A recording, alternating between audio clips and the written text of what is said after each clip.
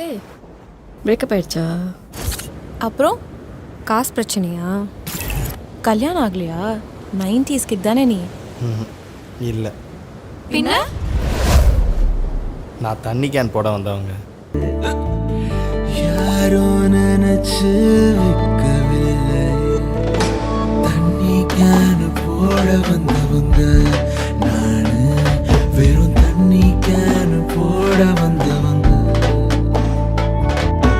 தண்ணி கேன் போட வந்தவங்க நானு, வெறும் தண்ணி கேன் போட வந்தவங்க.